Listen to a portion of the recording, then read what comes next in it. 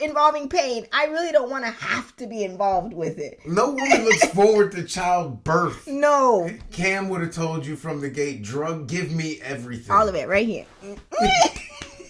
I'm ready for it. She backed into the hospital. I'm ready for the epidural.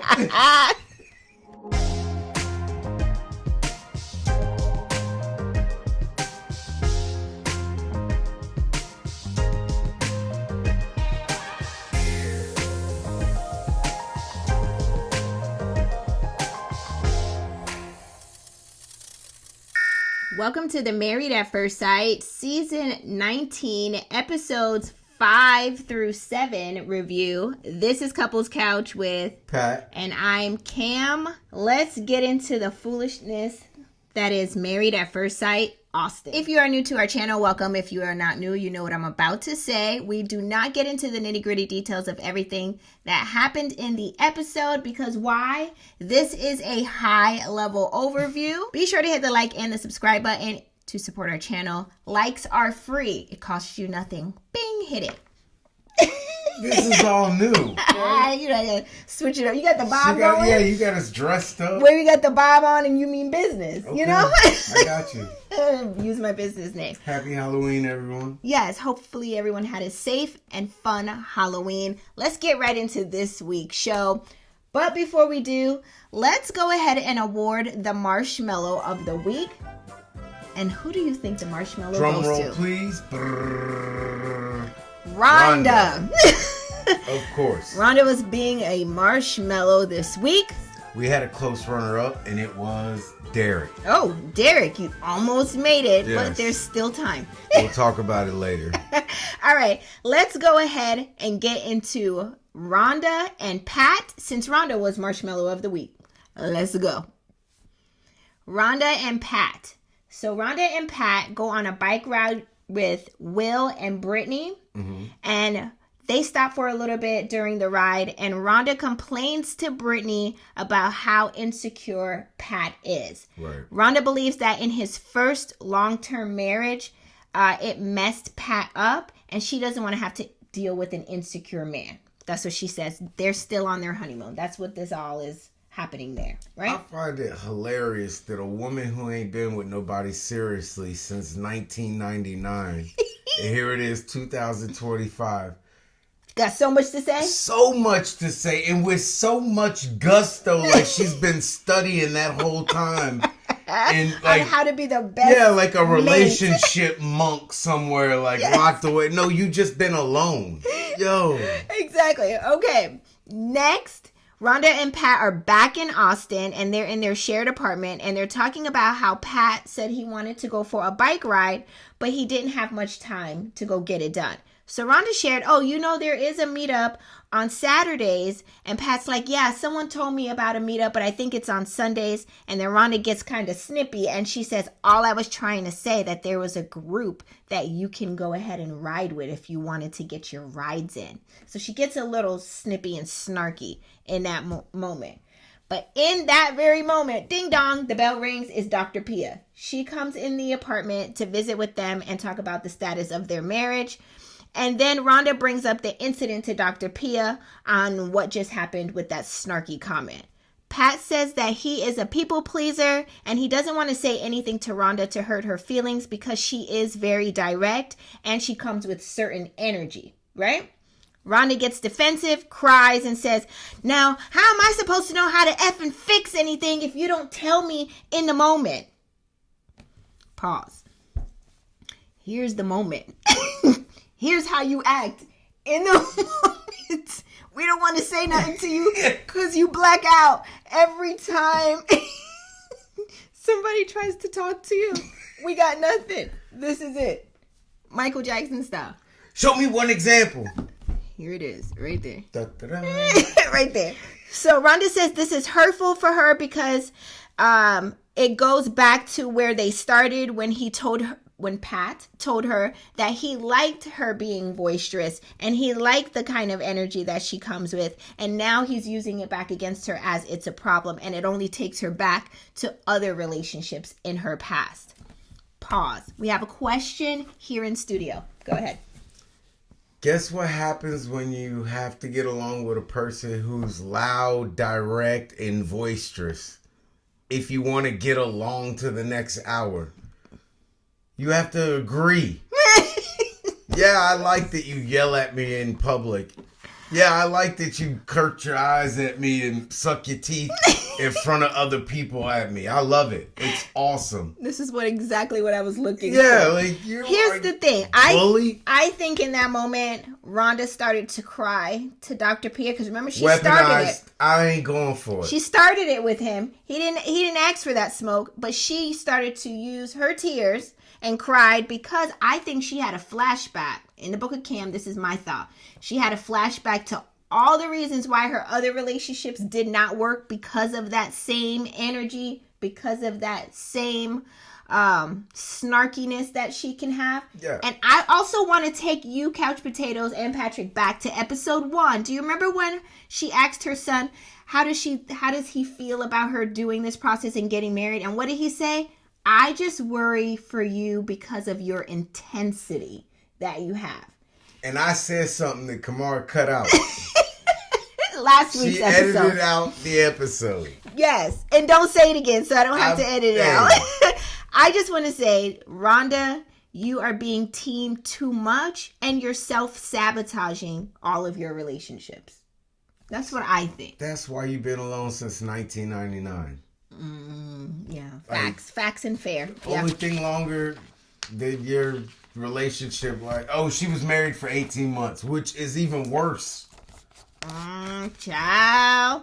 My question to you, Couch Potatoes and Patrick, do you think that, what's their names? Rhonda and Pat, I just lost it, will make it No. in this marriage? No. And I feel bad for Pat because he probably been lonely. He been trying to take care of his mom. So Yeah, he probably now just got doesn't want the drama. Selected for the show. He's getting it kind of regularly. I got to make it to 8 weeks anyway or I forfeit some money. So he just going along to get along. Yeah. This man is not going to say yes. No, you don't think so? No, I'm calling it right now. Okay. He's going to say no. He don't want that headache for any longer than he is contractually obligated to. All right, you Once heard it the here show's first. over, he's going to say no and he's out. But right now he's getting steady. He's been a while, you know. So he's just going to He's take what he old. can It's get. not, yeah, it's not like he's in his 30s where he can just flip around and get somebody else. He knows there might be a drought. So if I gotta be here, I might enjoy the weather. I'm done. That's all I have for Rhonda and Pat. Let's move into the next couple, which is Jalen and Josh. Next couple is Jalen and Josh.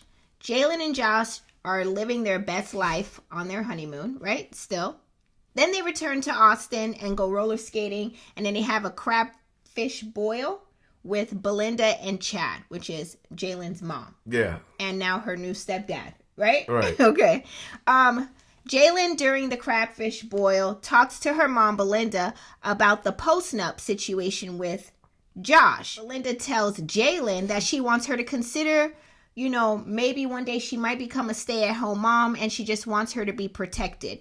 Pause. Meaning that she wants her to collect. Right. If they get divorced. If Jalen and Josh gets divorced, Belinda wants Jalen to be able to have some shmoney coming in so she don't be out of money because she ain't got no job as a stay-at-home mom. But who said you had to go be a stay-at-home mom? She just want her to consider that it might be an Right, option. but who considered being a stay-at-home mom?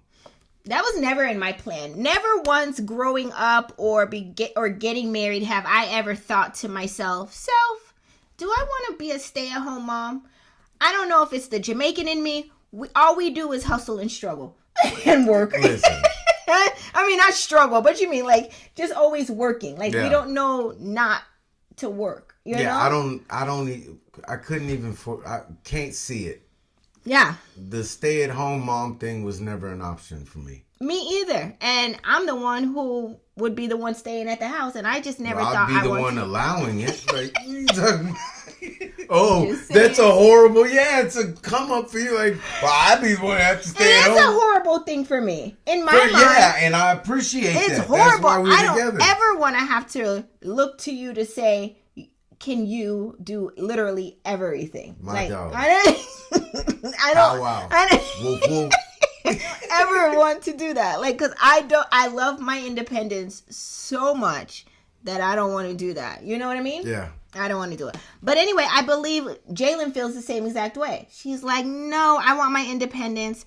I don't want to be a stay-at-home mom. And especially, she says to Belinda, I watched you have to be a stay-at-home mom. And then when the marriage ended, it was hard for you to get back out there into the workforce because she didn't have any skills for the workforce. Like, all you did was stay home. And those skills don't translate into the workforce. Which I've said before, don't nobody outside the house care or value a stay-at-home mom. Only what's going on inside. Yeah, it's true. Sad but true. All right, next, Dr. Pia visits Jalen and Josh, and they play a game to see how much they agree or disagree on topics. One question in this game was, how do you feel about money? Jalen says she does not want to be a stay-at-home mom. She does not want any of Josh's money. That warmed all of Josh's heart. Bet. Right?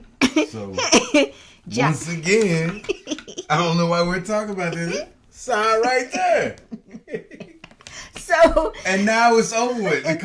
You don't want any of it. And I don't want you to have any of it. It just so happened, here's a piece of paper that specifically says, if this don't work out, you don't get any of it. What is the problem? There's no problem here, right? No. And as soon as it's full, he got his way, but then he flips the script on all of us. I didn't see this coming. Josh says, seeing how independent Jalen is, he has decided not to move forward with the post-nup after all. But he will have to let his business partner know. And this is how I knew he didn't have a black mama or any strong, influential black woman, older, mature woman in his life. Because we've been like, child. Because he would have got slapped through a phone before he said that out loud. Oh, no. So my question for you, Couch Potatoes and Patrick, is do you think it was a smart idea for Josh to not have a post-nup with Jalen? I think it was the worst idea he could have had. And because he made that idea, and takes half of his company. Yeah.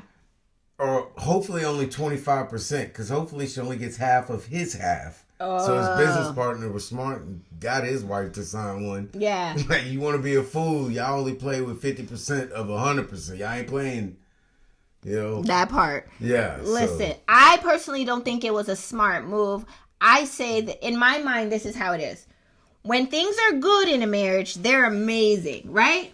But there is the caveat that when people get angry, they get mean and vindictive. Yes. And you don't see that side of them until they are upset. Right. So right now, she's happy. The whole reason for that this exists is for this instance. Oh my God. I hope it's...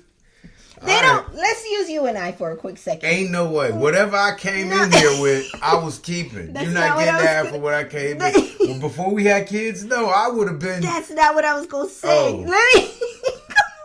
You would have signed, or I would have pulled a Steven Jackson. Right. I'd have left you at the altar. I was just gonna say, in your wedding dress. How y'all see us here kikiing and laughing is because times are good. That part. Let him get on my nerves. Or let me get on his nerves. There you go. It's about to start right back up. It's too... Y'all don't see that side often, and we don't see that side often out of each other, but it lives there, right? Oh, it pays rent. It's insured. It got rental insurance. It's mail delivered. It's living inside of us, but we don't have to let it out. It contributes, so it has a say. But that's the point I'm trying to make. Y'all don't see how we can go there. We don't got stay-at-home anger. All our anger got jobs. So it got a say. So that's the point. I don't want y'all to ever get married, Couch Potatoes, and think, oh, my husband or my wife is just so wonderful all the time. I don't see the need for that. It lives within them. It's there. It's just not turned on. It's no reason to turn it on. Right. Why would I go and just start blacking out right now? There's no reason. Yeah, We're just good. Go back. We've been together 15 years, and we have almost come to quit over The smallest stuff. menu orders. So if you think French fries. you think if millions was at stake, and Kamara has, I don't want to have it, but you think if millions is at stake, He gonna take half. you got anything after September 15th, 2014, 13. 13. Well, yeah, whatever year we got married. Everything earned after that day is 50-50. And that's what I want Josh to understand. Josh, he's seeing all the dumb. butterflies right now. And He's he's not dumb. seeing it. I wanted to shake him in that scene. But anyways, Couch Potatoes, let us know your thoughts in the comments. Was that a smart idea for Josh or what? With that, we're going to move into the next couple, which is Belinda and Chad. Next couple is Belinda and Chad. They are at dinner on their honeymoon, so they're still on their honeymoon, and they are sharing feelings about one another, right? Belinda says all these wonderful things about Chad, and then it's now Chad's turn to say all the wonderful things and how Belinda makes him feel special. He looks like he started to draw a blank. I don't know if it was too much steak and green peppers and onions. I don't know what was going on, but he started to like draw a real blank. Plus, you gotta remember these people are older and they're tired. You know what I mean? You asking them all these cameras in questions. their face. So he starts like drawing a blank, and then the producers tries to help lead him into the conversation, and you hear her say, "So why does Belinda make you feel special?" Huh? And he's like, "I'm getting there. Let me share. She's sharing, I'm sharing, I'm getting there." So he gets frustrated, rightly so. Yeah. Still, he had nothing more to say. He couldn't think no more. They really helped shut him down. So he's like, "I'm done. Let's go. Go back to our room." They go back to their room. And Belinda clearly looks upset. And Chad is like, "What's wrong?" And she was like, "I just, I didn't like the way you treated the producers. Oh, my. And I didn't think you considered me when you were talking, kind of rudely to the producers." And he was like, "I didn't know how else to respond. Like, I'm frustrated because, like..." And this is where I fell in love with Kamara all over again. Cam, use my business name. Cam, sorry. Yes. Because he was like, I don't think he did that much wrong. I don't know. Like, Couch Potatoes, drop in the comments. Do you think he was that rude? I mean, he was frustrated, yes. Right. But I didn't feel like he blacked out. He was just like, "Yo, let me think." Like, he didn't say it like that either. Now, let me ask you a question. Okay. Put in the same situation, me and you. Mm-hmm. How do you think I would have reacted? You would have said essentially the same thing, but my reaction would have been different from Belinda. Right. My reaction would have been like, "Yeah, let him get it out." Right? I want the compliment. Right. I don't care how long it take to get And here. then I probably would have made a joke out of it, because I'd be like, "Look, now I can't even get to hear what I wanted to hear." I'd be like, "Yo, can we get the fuck out?" Come on. And she would be like, "All right, cool." We would have walked off. Yeah. And y'all would have heard us unmicing. Yeah. And we would have been on the beach like, "Yo, this is wild. I And can't we would have believe just we're talked here." trash Yeah, the together. whole Like, time. what is their problem? Like, that But would she be... went like Fredo, you never go against the family. She started to cry in the room my and say God. that, she just wants, him not to behave that can't. way. And she lost me. I am so thankful. You'll cry at a commercial, I will. but you don't cry at real life like that. No, Like, you no. are a soldier. I get more can't- triggered. Yeah. I turn up more than I cry in real life. Thank the Lord. Right? Like, you're gonna piss me off. Like, Right. You ain't gonna hurt my feelings. No, you're pissing me off now. And now, I told you, it lives there. Yes. It's there. So when she would have pushed you to speak, it would have started. Yeah, that would have got me to go. And then we would have tag We'd teamed been it. like the Jeffersons. We moving on up. Level by sorry. level. I'm sorry. All right. Next, Belinda is at Austin. They're back at their shared apartments, but now they're visiting at one of the... I forget whose apartment it was that they were in, but they were having like a girls get together, and they were talking about where they're at with their relationships or marriages. And Belinda says that her and Chad are just having such a wonderful time getting to know each other, and they're just getting closer and closer. That's really all I have for those two. My question for you, Couch Potatoes, and for Patrick is, do you think Belinda and Chad will make it? No. I don't know. I feel like Chad may seem like he's into her. But He's just playing along. You think so? But Belinda's facial expressions for me, she always kind of gives like she's turned off. Do you notice that? X-Man Storm hairdo. I know. I don't know. Maybe I'm looking. I don't know if y'all see that too. Y'all let me know in the comments. Do you see like she makes like these faces towards him like she's a little turned off? Yes. Or maybe she's... Yeah, he tried. Maybe it was the seasonless corn he served her at the crawfish crawfish boil. Like, this is so spicy. I ain't seen no spice on this. Listen, I didn't see not a salt, pepper. I didn't see no Creole seasoning. That little baby corn. Had nothing on usually it. The seasoning would be in the crevices. Yeah. I ain't seen that. Go back and watch it. I might be crazy. I don't know. Let us know in the comment section if Belinda and Chad will make it. I've been to a crawfish boil. It'd be... Well, I don't eat seafood, so I don't know nothing. But I know one thing. Being Jamaican, we know about seasoning. That's one thing we always start with before we do anything else.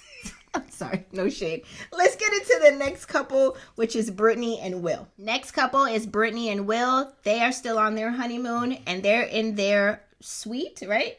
And Will confronts Brittany about the disagreement that they had about him opening up. I think that's what their disagreement was about, right? And then she left and went and ate chicken tenders in the last episode. Yeah, you remember? last episode. So he's confronting her, like, because you said you was going to take a shower and you left the room. She's like, oh, I was hungry.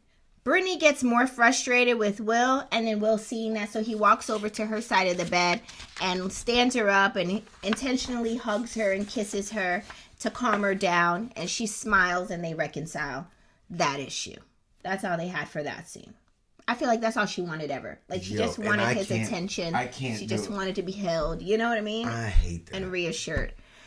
Next, Brittany and Will are in their honeymoon suite, and Brittany looks upset again, right? When does she not look upset? She looks upset again and says she feels rejected by Will because he said he didn't want to be intimate with her.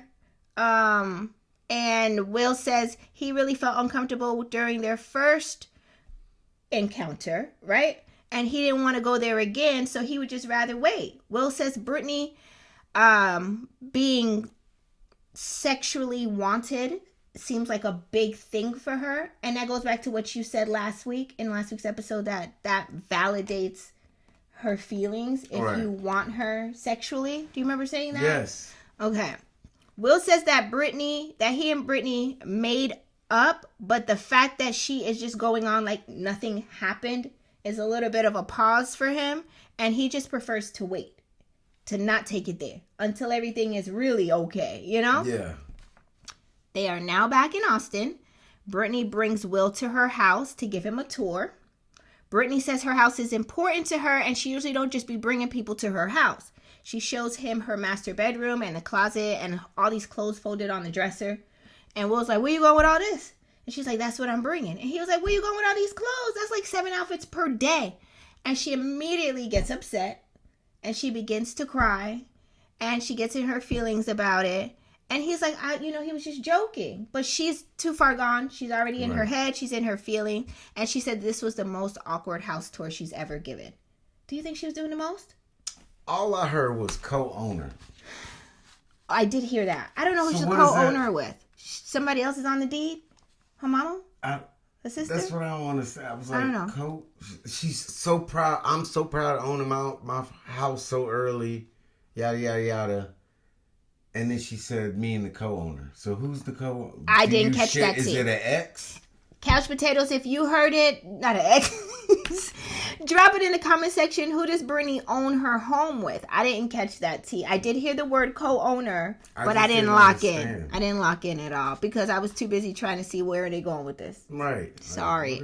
Drop it in the comment section though for us if y'all heard. When you on a show to get married, so I'm assuming you're single. I don't know how it works. I don't know either, but she caught a fit when he said, where you going with all these clothes?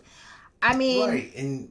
I wouldn't have felt no kind of way because I know I'm coming with options. Because I don't know. I don't want to be locked into this purple outfit for the day. Suppose I want to switch up. That just added on with the fact that she needs sex to feel appreciated or wanted. Validated. Yeah, and that her feelings got hurt because you didn't even disrespect or make jokes about her home.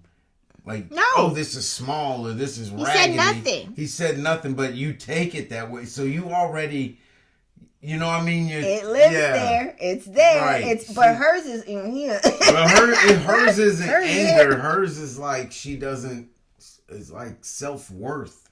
Right. She's insecure. It's past insecurity. Yeah, insecure is I don't like speaking in front of crowds. This is I can't feel loved unless I'm laying with you to be nice. Yes, PG, please. And you have to. I show you what I've got. You know what I mean? Like she's in her head and her feelings about herself, self-esteem. That's what you were saying. Like her self-esteem is not there, and she needs this reassurance from the outside. Right. Instead of just knowing it for herself. Right. Because I don't need y'all to come in here and tell me this is nice. I know this is nice. But if you're going to give it a compliment, I'm going to take it. Right. That part. Yeah. I'm just saying. Will's like, all right, I got to be here, so. Yeah. You don't want no problems. Yeah. Next, And I still want to know what happened the night of. The intimacy. Oh, yeah, I don't think we're ever going to get that story. Because now the way she's playing it and she's so stuck on this rejection, I'm feeling like they were about to go there and maybe he tried to use protection. Oh, okay. And she felt offended and then maybe he couldn't get into, because David said, but what, for rejection? Yeah, I don't know. I don't know if we'll ever get that full story of what happened. I don't know. We shall see. We shall see. Next, Pastor Cal visits Brittany and Will, and Brittany shares that she brought Will to her home, and he said absolutely nothing. And her house is important to her, and he mentioned that where she's going all these clothes. Right? Will says, what was I supposed to say? I'm in a house. He's a man. This is not like another female you're bringing to the house and be like, ooh, look at the flowers. Those are cute. Where'd you get that chair? Girl, those pillows. Home Goods? TJ Maxx. What did you expect him to say? It's a dude. Right. And in real life, those things should say those things and you should feel good when they're said, but you shouldn't require people to say, like... Fair and facts. Yo. Too much. Will's like, I didn't know what I'm supposed to say. That's why she's never happy. Pastor Cal, I love you. You know I do. But for you to be like, well, you're supposed to care about the things. This is what Pastor Cal says. You're supposed to care and show care about things that she cares about. Yes, but not in this case. Like, outside of just being like, your house is nice, I don't know what more he could have said. Right? It's the most beautiful house I ever seen. I don't know what he wants. What does she want? I mean, I don't know. They also slide into the conversation about what happened on their honeymoon. They don't give the details, so don't go there with that. But Cal tells Will that in the moment, Brittany needed him to protect her and cover her and not to give her distance, which made her feel more, maybe insecure. Are y'all stupid? Is everyone stupid? What do you mean? Say it. We just met, and if she's okay with whatever happening, which we were led to believe it was a splat moment. Okay. Like, if you're okay, that's a problem for me. Right. Like, now you're... Unless it's something else, but we can only go off of what we think. So we're creating stories in our head because we don't know exactly what happened and they didn't share. Throwing it in our face then. Yeah, I don't know. Will agrees, or Brittany agrees, and Will says he does want her, and in efforts of reassuring her, he, gets closer and they become loving to each other again. I don't know. That was it for their visit with Pastor Cal. Next, Will goes on a work trip, and Brittany shares that their feelings for each other is growing and that they are doing great in the intimacy department, and they're showing like a little clip of her being all over him, and she was like, yeah, we're good, we're back good. That's all I really have for Brittany and Will. Do you think that they will eventually make it in the long run? What do you think? I don't know. Will gives me pause. Will doesn't say a whole lot, so you wonder what's going on in that dome of his, Because I think Will understands he's in a relationship with a child. Oh. Unstable. That's why he don't say a whole lot? Why would his face is looking like, Yeah, he's a little. You trying to give me a try? I'm not. But he looked like he want to say a whole lot, but he don't never. I said mouth. He holding in a lot. It's in here. It's all in his chipmunk chips. He holding it all back. Like, let some of this out, Will, so we can know what's going on. I don't know. Unless he's doing that strategically, so he don't become a bad guy. I don't know. These people. Let us know in the comment section what y'all think. And with that, let's get into the final couple, which is Megan and Derek. Good grief. Last and final couple is Megan and Derek. Who was our runner-up for Marshmallow of the Week? Derek was, yes. In this scene, Megan and Derek are still on their honeymoon, and they reconcile their agreement about not talking too much and opening up. They move on to talk about their future and having kids while on the honeymoon, and Derek mentions that he wants to have about 2 to 3 kids. Megan laughs and is like, well, then we need to start right now if that's the case. And it's all good fun and kiki. That's all we have for that scene while they're in or on their honeymoon. Next, they're back in Austin and they're in their shared apartment, and Megan brings her dog Zoe to live in that shared apartment. Derek says that the dog slept with them in their bed, and he's not used to having a dog or a pet like that, much less to sleep with this animal. He said he didn't sleep well, and then him and Megan get into a disagreement about who compromises more. Derek says that Megan asked him to walk her dog more than one time, and he didn't expect that he was supposed to be doing things with her dog alone. He thought they were supposed to do this as a joint venture. He says he's never thought that would be the expectation. Here's my question to you, Patrick. Can I just say something that irked me? Yes. At one point, he said, I never dated nobody who had a pet. He did. He absolutely did say that. Sir, are you an idiot? Are you stupid? You have to know what comes I never with dated anybody who had a microwave. I don't know how to use a microwave. Like, you idiot. It's a dog. It's not a baby. That's what I was going to ask you the question. Formula. What are your thoughts on the expectations of taking care of a pet in a relationship? Here's the thing. Dallas was rightfully Patrick's dog. My dog completely. He wanted the dog. He got the dog. I was not raised with animals, right? I've never had a pet, nor did I ever seek to want to have a pet. Right. He got this dog. And I was like, this is definitely your dog. Right. But let's be clear. When Patrick's at work, Dallas needed to go out to potty. I'm letting the dog out. Yes. Dallas needed to be fed or water had to be put in his bowl. I'm doing it. What am I going to do? Watch the dog starve? If you're part of this household, you're part of all the responsibilities of this household. It comes with it. That goes with every member of this household. There is no, when the kid go... Get that bottle off but that's Peyton. Oh. No, we don't do that in this house. I said clean up. Everything belongs to everybody. Like, Patrick might be the biological owner of Dallas. Oh. Of the dog, of course. But of course, I'm going to step in when I'm needed to step in. I'm never going to say, well, I didn't think I ever had to do that. I thought that's your thing. I would never do that. Now, I'm just saying I didn't want to have a dog, but I'm going to take care of him. Right. Like, come on. Like, Derek's expectation or mindset is very distorted on that. He didn't have me in his corner at all. I would think these would come from like 19, 20-year-olds. Or younger. Yeah. Like, yeah. I don't understand. I don't know what he was thinking about. Next, Pastor Cal comes and visits Megan and Derek in their shared apartment to talk through their issues. Megan brings up that Derek sometimes acts aloof when it comes to the responsibilities with Zoe the dog. Derek says, well, then just tell me next time it happens then. So he gets kind of like a little snippy.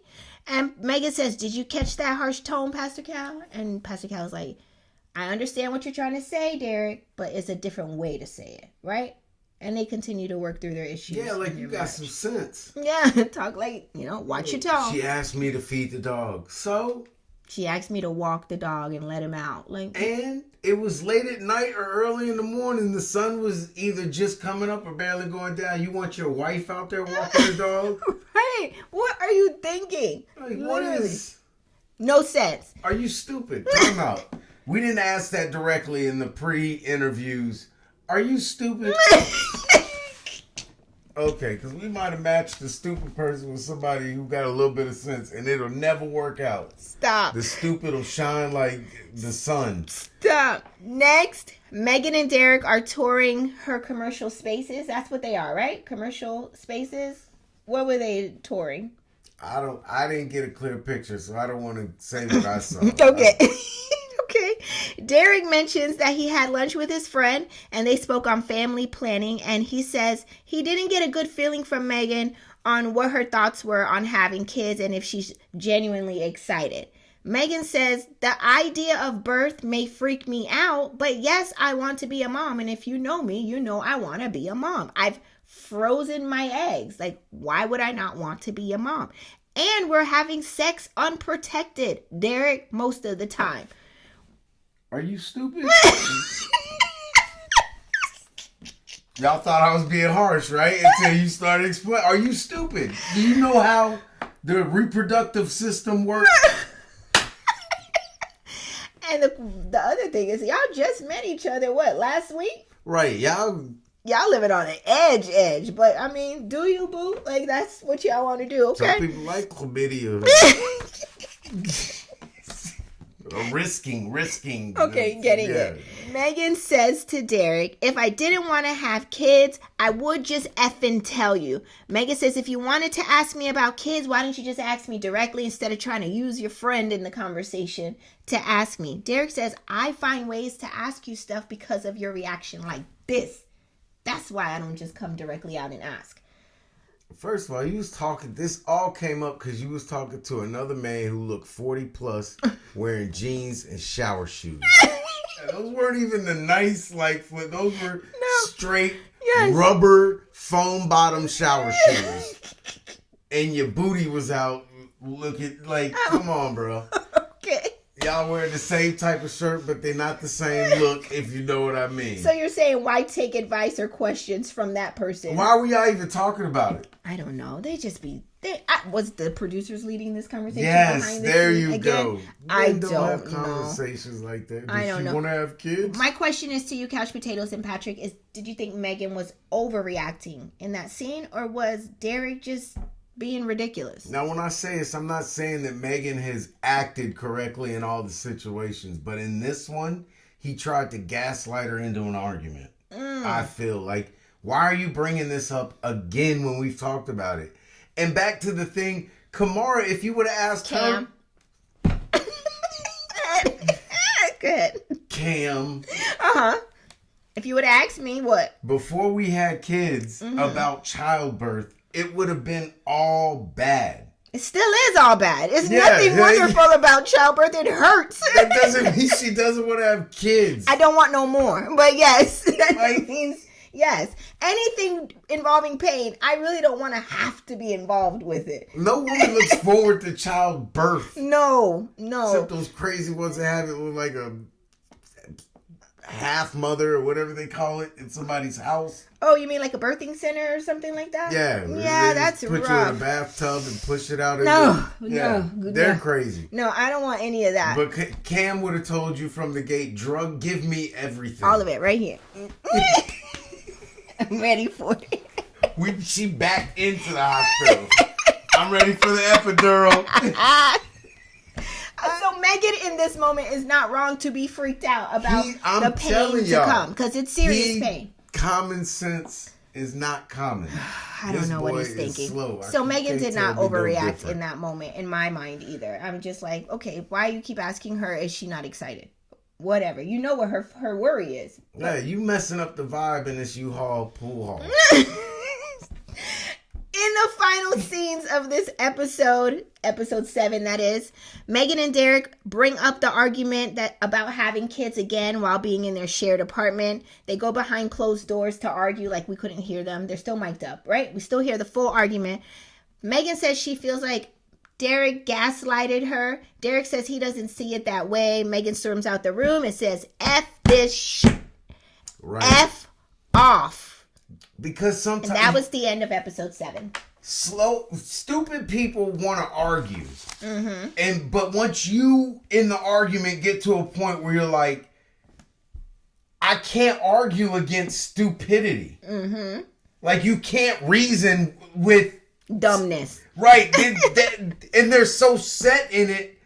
Like, I'm not going to make that my reality to argue from that viewpoint. Like, right. You are stupid and I'm done with this. If you can't understand that we've had this discussion before, that I froze my eggs. Right. We're having unprotected sex. Mostly. Yeah, and...